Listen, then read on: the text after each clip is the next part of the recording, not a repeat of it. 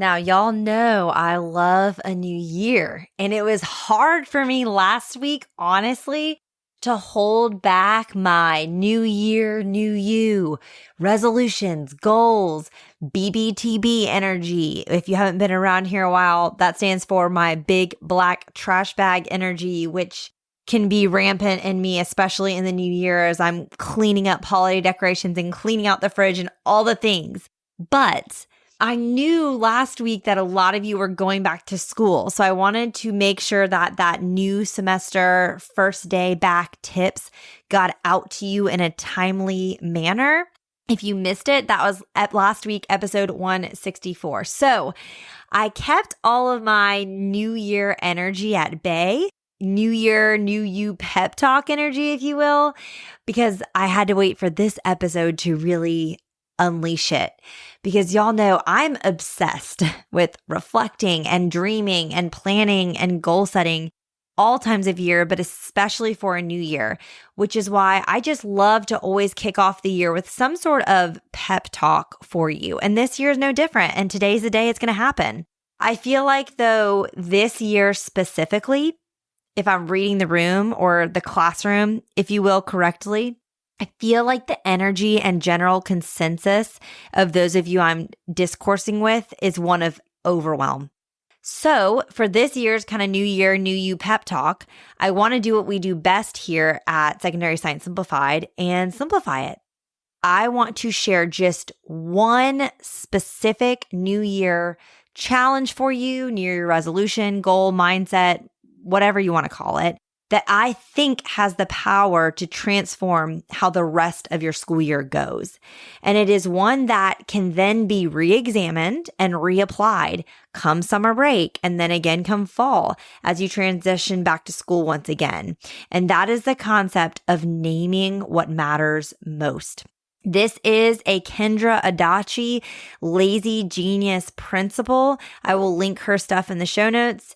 Y'all know I love her. I absolutely adore this principle specifically of hers because I've talked about it multiple times on the podcast. But shockingly, I still have more to say about it. And that is what I'm going to share today. We're going to talk about how naming what matters most can change the rest of your school year. Let's do it. This is Secondary Science Simplified, a podcast for secondary science teachers who want to engage their students and simplify their lives. I'm Rebecca Joyner from It's Not Rocket Science. As a high school science teacher turned curriculum writer, I am passionate about helping other science teachers love their jobs, serve their students, and do it all in only 40 hours a week. Are you ready to rock the time you spend in your classroom and actually have a life outside of it? You are in the right place, teacher friend. Let's get to today's episode.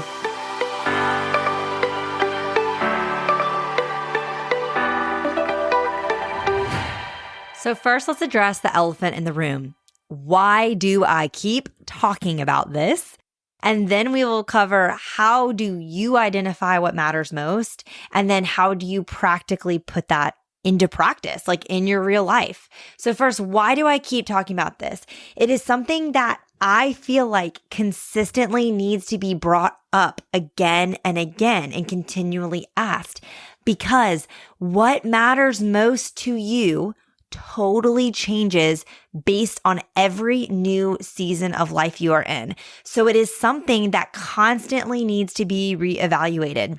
For me, I've always loved that teachers, we kind of get two fresh starts, 2 new years. We get the calendar new year that we're experiencing right now in January, and then we get another come August or September when you go back to school and you have the new year energy of the new school year.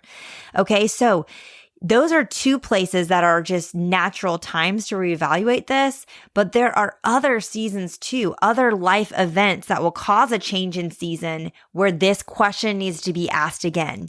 You know, when you have a baby, when your partner loses a job, when you lose your partner, maybe through a breakup or a divorce or heaven forbid, some sort of catastrophe or illness.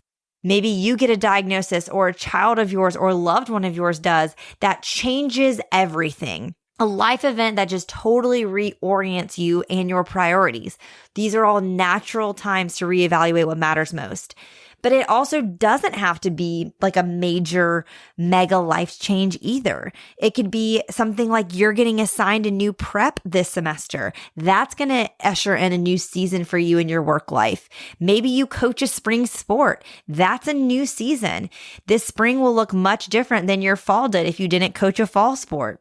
Maybe your personal hobbies change with the physical change of the seasons. Like, you're a gardener, so now you're going to be doing that because spring is coming. Or, maybe you like to fish, or maybe my husband has so many hobbies. He has enough hobbies for the both of us, but we laugh because our life does kind of orient sometimes around his changing hobby. Is it hunting season? And is more specifically duck hunting season or deer hunting season or dove hunting season?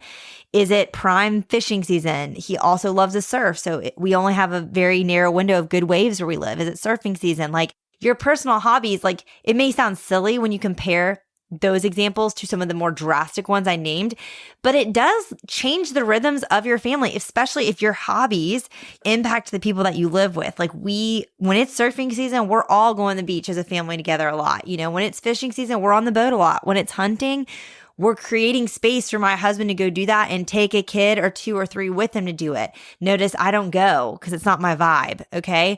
But I sure do love being home by myself or being home with only 1 or 2 of my children so I can put them down to bed early and I can get in the bath and read a new book on my Kindle because that's my hobby, okay? But any of these things can, not force, that seems a little too strong. If it's something drastic, it can force, but any of these things can usher in a new season. And that is why I want to start by saying, if you're sick of me talking about this, I'm sorry, but I do think it's such an important question to keep asking ourselves. And oftentimes we don't have the people in our life to ask us these questions. And so I would love to be the person that kind of holds you accountable here of reevaluating this and creating a space for you while you're listening to this in your car on the way to work, or while you're listening to this while you do dishes or fold laundry or organizing something in your classroom, to give you the space to really think about this again in light of whatever your current season is. Okay, so that's why we're constantly doing this.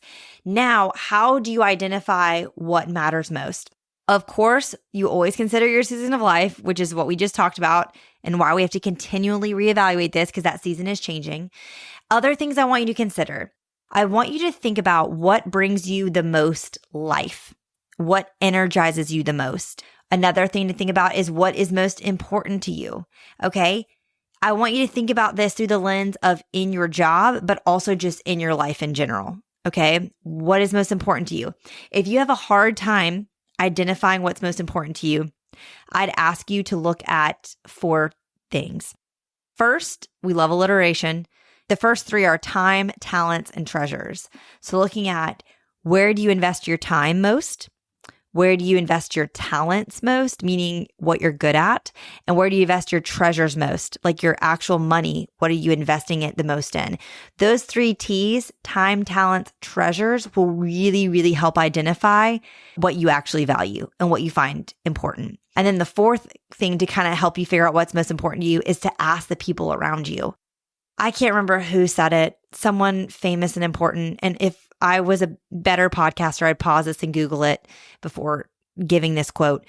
But I heard once somewhere along the way that you are like most impacted or most influenced by the 5 people that you spend the most time with.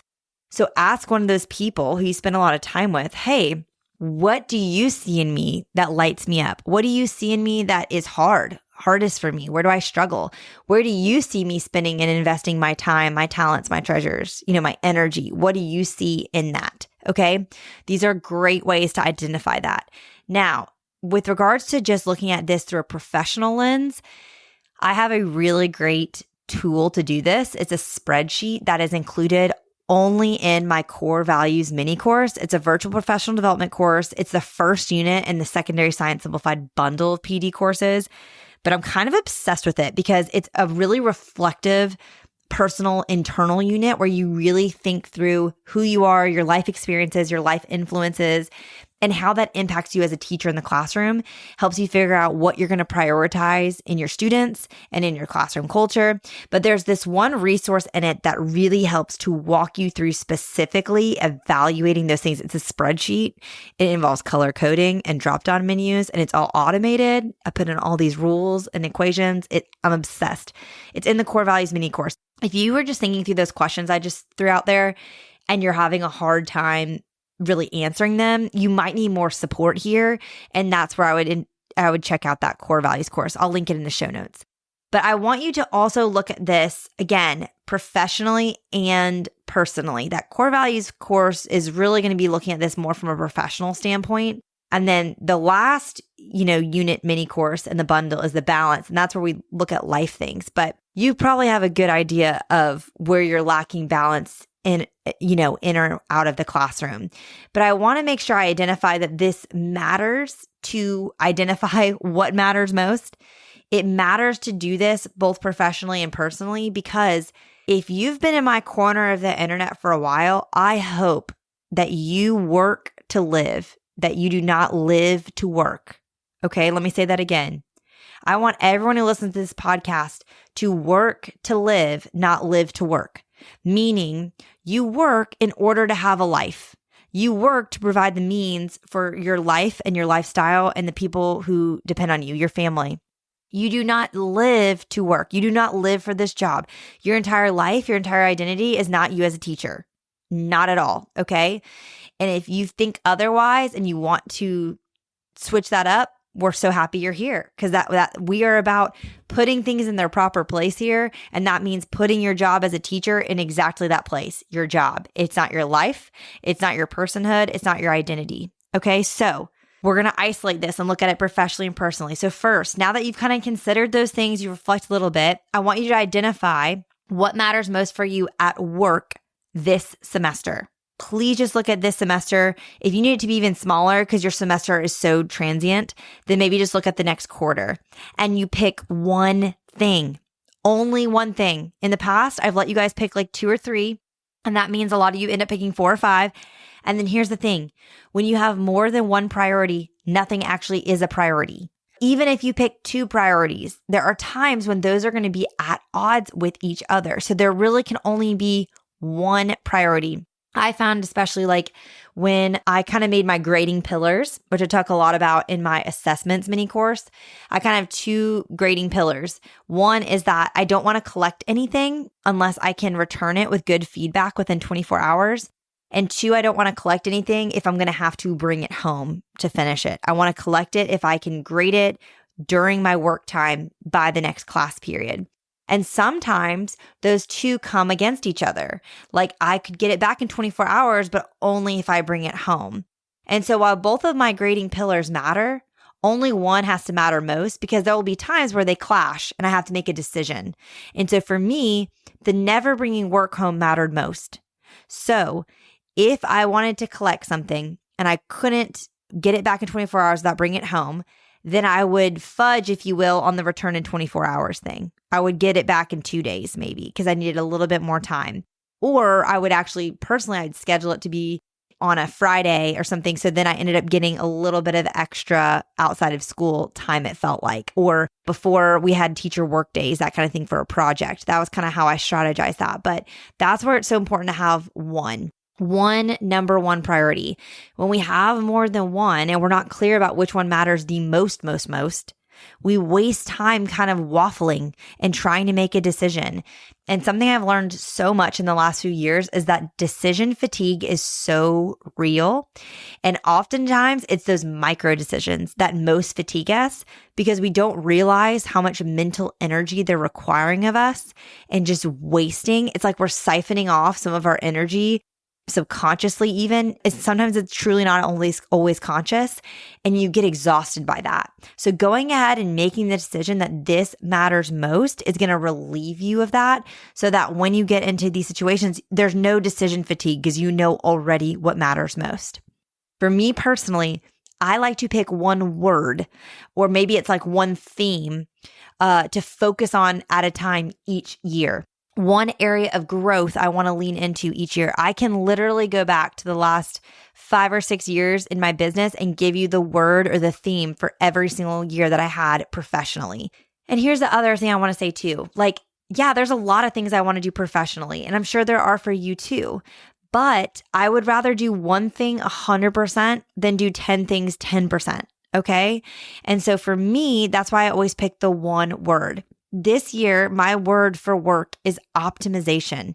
I want to be optimizing in every single thing I do. To give you past examples, last year in 2024, my theme was no rules. In 2023, my word was just chemistry. That was it. I'll talk about in a minute how I kind of put those into practice. But I want you to come up with your one thing that matters most to you professionally. Okay? Pause the podcast if you need to do that. Then come back and I want you to identify what matters most for you in your life. So we have our top priority professionally, and then I want you to have your top what matters most in your life so that this can become your top boundary. So for me, having this time as a stay-at-home mom is my number one priority in life and my number one boundary in life, because that is why I started It's Not Rocket Science in the first place, was first just to be able to afford to stay home 12 weeks with my first child because I had unpaid maternity leave. So that was like the first goal, is to get that time. And then that expanded to, can I stay home a full year? Oh, surprise pregnancy. Can I stay home through this one's newborn stage? And then it came through like, okay, can I do this until all my kids are in kindergarten and have this time with them? And when I look at the calendar and I look at my life, I only have 2.5 years until my youngest starts kindergarten. And then all three of my children are in school Monday through Friday, 8 to 2:45. Already, I look around my house sometimes and I'm like, I can't believe I don't have bottles. I don't have sippy cups. I don't have passies. I don't have bibs anymore. I don't even have a high chair. There's not a diaper in this house. Like, the time of babies and littles for me is flying by, and I cannot believe it after so many years that it took to even start our family and grow it. So I do not want to sacrifice these next 2.5 years at the altar of optimization, for this business or whatever it is that I choose for this business. So even if it means failing, even if it means not meeting my goals financially or creatively or whatever, even if it means it takes me longer than I think to finish whatever optimization I want to do, this is my hard boundary, because I want you to pick what matters most in work, what matters most in life, and then whatever matters most in life, that is the really what matters most. Do you see where I'm going with this? Okay. So you're going to have your priority, but then you're going to have this boundary too that you're going to hold everything to. Let's talk practically here. How do you put this into practice? Let me use a couple examples from my own life that might help you. One example of how I plan to put this optimization, theme into this year for myself professionally is by revamping the physical science curriculum. It is in desperate need of a revamp. I've talked about this a couple of times in the podcast. So I want to optimize it. What exists isn't bad, and it still sells and it still serves teachers. But to me, it's not nearly at the level of my other curricula, and I really want to get it up there. So that is where I'm focusing my work energy this year, is optimizing that curriculum and making it the best it can be. I'm not going to take on any other work responsibilities unless it supports me doing that. Now, if I want to do more than that, and it falls under the lens of optimization, like I want to optimize this podcast or the existing other resources I have or the courses, then I'm going to hire someone to help me do that. So for example, marketing, I'm terrible at. I pretty much rely on organic marketing for everything that I do. And if I want help then in that area, I'm going to bring in extra help. That's how I'm going to do this. Okay, because my boundary is that I'm not going to let my work life infringe on my stay-at-home mom life for the next 2.5 years, because I only have 2.5 years left of really having a little one at home that I'm working during their nap times. I'm working during the couple mornings they go to mom's morning out. Okay. That's when I get about 10 to 12 hours of work in a week that I got to do this optimization within those hours. If I can't, I got to hire help. Other examples, like 2024, my theme was no rules. And so I tried some new things. And the main thing I did this past year was not doing anything just because I felt like I had to. And that really set me free from a lot of things. 2023 was chemistry. And so I only did things that helped me finish chemistry. If it detracted from finishing chemistry, I didn't do it. Chemistry ended up taking me a lot longer than I thought it was going to take. I thought I'd have it all out by August. I didn't have it all out by December, but I held the life boundary. I decided what mattered most professionally, which was chemistry. I held my life boundary. That year, it was not working at nights. Chemistry was the first curriculum I've ever written where I was able to do it during the day, during my work time hours. I did build in more daytime hours to do it, but I didn't want to work after bedtime because that just exhausts me for my kids. And so I had that boundary. So that's how your boundary impacts your decisions when you're looking at what matters most and actually putting it into practice. So the reason I want to talk about this is because you're going to have a lot of decisions come up over this next semester in work. You're going to have to decide if you're going to collect something to grade. You're going to have to decide if you want to add this lab in. You're going to have to decide if you want to add in some after-school tutoring hours for your AP students. You're going to have to decide if you want to keep writing all your lesson plans and curriculum design yourself, or if you want to hire it out, so to speak, and bring in some help from someone else. These are decisions you're going to have to make. And every time you're going to make one of those decisions, whether it's as small as, will I collect this? Or as large as, will I continue to write all my lesson plans this year? No matter the size, I want you to ask yourself, what matters most? There's a power in naming that. And then after you think about what matters most, also consider your boundary. Can I do this without sacrificing my life boundary that I have? So for example, if what matters most to you is you want to rewrite your AP biology curriculum, this school year or this semester going into the exam. You have semester block classes, you have a fresh group of students, you have the AP exam coming in May, you want to rewrite the curriculum. If that's what matters most to you, but you have this boundary of you're not going to work after 5 every night, then you're going to have to decide, I'm going to have to hold this boundary, even if it means I don't finish rewriting this AP bio course, this semester, and I have to finish it over the summer. And I just get through as much as I can this semester.